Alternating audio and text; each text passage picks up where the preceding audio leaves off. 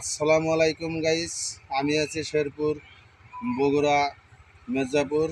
তো আপনাদের কিছু দেখানোর জন্য আমি আইছি এই জায়গায়।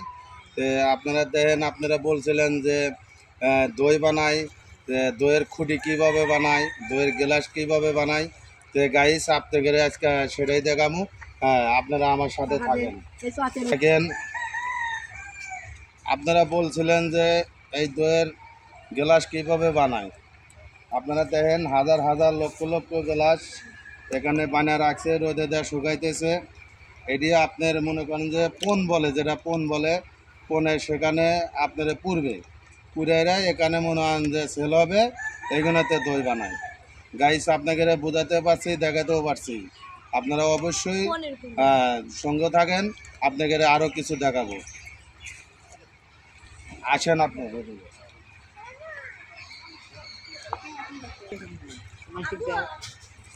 এই কারখানার বড় মালিক আমার বগুড়া কি পরিমাণ লাভবান হয়েছে। এই ভাইয়ের কান একটু শোনেন। ভাই একটু বলেন, আপনার ব্যবসাটা করে কি পরিমাণ লাভবান হয়েছে। আপনি একটু বলেন। আমি বলতে পারবো না ভাই, আপনি বলেন। না, যেহেতু আপনার একটু ব্যবসা, আপনার এই ব্যবসা প্রতিষ্ঠানে আপনি কি পরিমাণ, আপনার লসে আছেন না কি লাভে আছেন? হ্যাঁ, লাভই আছি, লাভে আছেন। লাভই আছি, আমি টুকটাক যাই হচ্ছি। আচ্ছা গাইস, আপনারা শুনলেন যে এই ব্যবসা করে অবশ্যই সে লাভে আছে আমার বড় ভাই। তো আপনারা বসে না থাকে, বেকার না থাকে, আপনারা এই ব্যবসা যারা যারা আপনারা করতে চান এবং করেন, আপনারা এই ব্যবসা চালিয়ে যাবেন। আপনারা এদিকে আসেন, আরও কিছু দেওয়ার কিছু আছে, আপনারা দেখেন।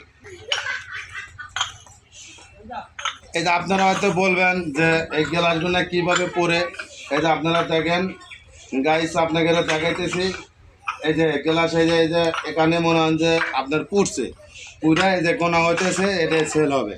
এটা সেল হবে, সেল হওয়ার পরে এই গ্লাসে দই ভরা হবে, বলবে বিক্রি হবে।